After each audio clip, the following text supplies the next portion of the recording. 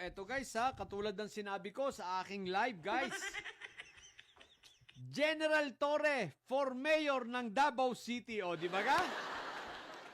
O ngayon, hindi na. Wag na si Carlo Nograles. General Torre na tayo guys ha. Eto pumasok sa isip ko nung si General Torre ay nag-post ng kanyang saloobin about sa pagbaha dito sa Davao City. Sapagkat yun nga, 'di ba, yung kanya mismong bahay ay binaha. Na ito naman si J. Docling fake news na naman, 'di ba? So guys, ito nung binahaan ang kanyang bahay sa Davao, so naglabas nga ng saloobin si General Torre at doon ko lamang nalaman na siya pala ay residente ng Davao City. O di ba? Ibig sabihin, kung residente siya ng Davao City, aba. Pwede siyang tumakbo na pagka-mayor diyan, 'di ba?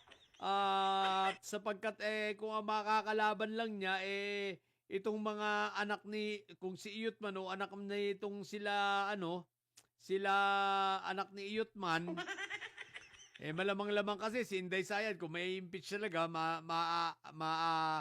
hindi siya maa-acquit at mako-convict hindi na makakatakbo, di ba? Si Barbie Basti tatakbong presidente. So ang lalaban na lang ay yung mga batang mga buraot na mga mukhang siraulong mga dutain na yan. Yung dalawang congressman ngayon, sino man to, di ba? Si Yutman, hindi mananalo yan. Malabo yan, di ba? So ngayon, General Torre, baka naman. Kasi alam mo, tulad ng sinabi mo, di ba? Ang ganda ng mga panukala mo, ang ganda ng mga sinabi mo. Sinabi mo na yung mga bundok naman, talagang nandyan yan. Kung yan ang ikakatwiran, hindi naman mawawala yan. Dati pa naman yan, no? Kaya nga sinabing flood control, hindi naman sinabing mawawala yung flood, kundi makokontrol, no? Na ang kailangan maiwasan ay yung pagpasok sa loob ng bahay.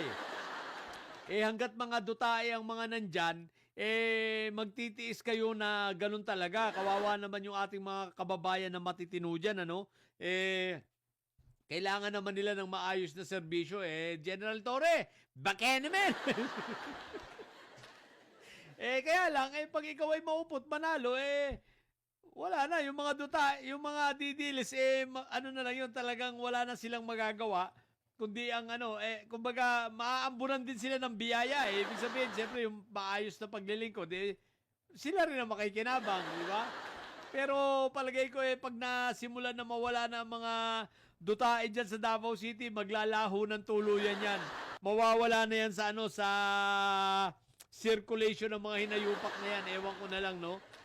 Kung talagang makabalik pa yan.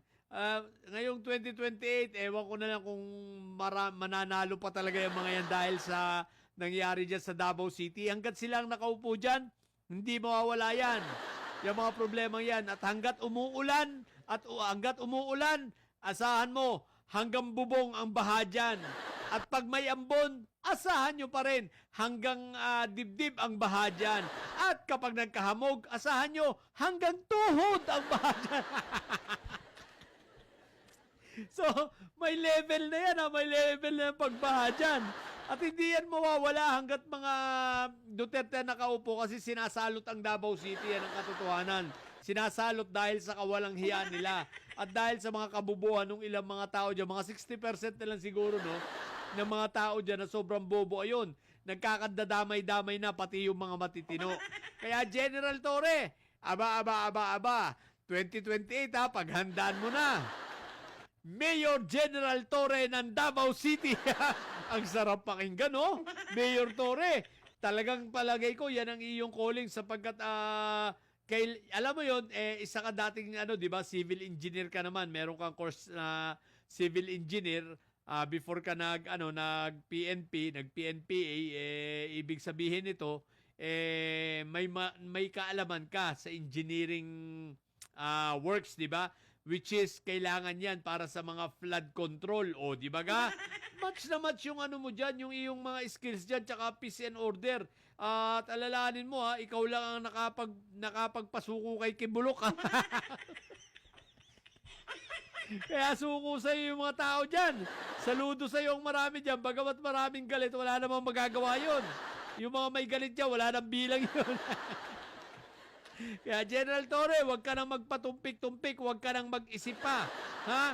Ikaw ay tumakbo na sa 2028 bilang mayor ng Davao City.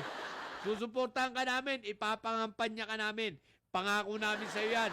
Mawala lang yung mga Duterte dyan dahil kawaawa naman yung mga kababayan nating matitino dyan.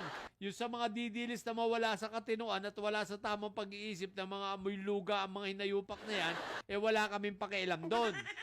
May pakialam kami doon sa mga matitino, no? Yeah, General Torre, ano pang iniintay mo, ha? Huwag ka na magpapatumpik-tumpik. 2028, ha? Mag-mayor ka na dyan sa Davao City. Siguradong kakain ng alikabok sa iyo yung mga dutae dyan. No? Iiyak sa iyo yung mga yan. Ngayon pa nga lang, umiiyak na, di ba? Tulad nga lang sinabi mo, eh kung sa ama nga, hindi ka natakot sa mga anak. Di ba? Kaya General Torre, ha? Asarin mo lalo ang mga yan. So, mga taga Davao City na mga matitino, except do sa mga bobo, ha? Yung sa mga matitino lang. Alam nyo na, kung sino, ha? I-push natin na si General Torre ay tumakbo para sa pagka-mayor ng Davao City. O, di ba ga? Sama-sama tayo. So, yun lang muna. Sa mga bobong didilis dyan, na mga, na mga amoy luga. Na mga tungawang pag-iisip, walang laman. Mga iyakin. Ay mga pili kayo mga bobot may sayad sapagkat ang may sayad ay laging high blood. Asa na naman mga didilis dito? Bye!